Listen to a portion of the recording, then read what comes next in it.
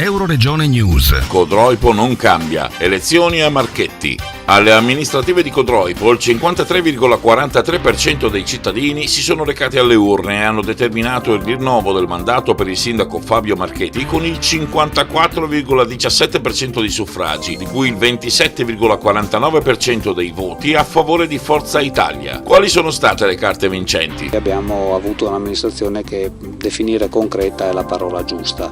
Probabilmente abbiamo comunicato poco in questi 5 anni e li dovremmo migliorare nei prossimi 5, perché le cose fatte, di cose fatte ne abbiamo fatte molte, dalla riduzione del debito che ci siamo ritrovati da 28 milioni, l'abbiamo ridotto a 21, quindi 7 milioni di euro in meno di debito non è cosa da poco di questi tempi, soprattutto se paragonato al fatto che non abbiamo aumentato di un centesimo i servizi a domanda individuale e abbiamo mantenuto inalterate le tariffe della casa di riposo fino ad oggi e continueremo a farlo.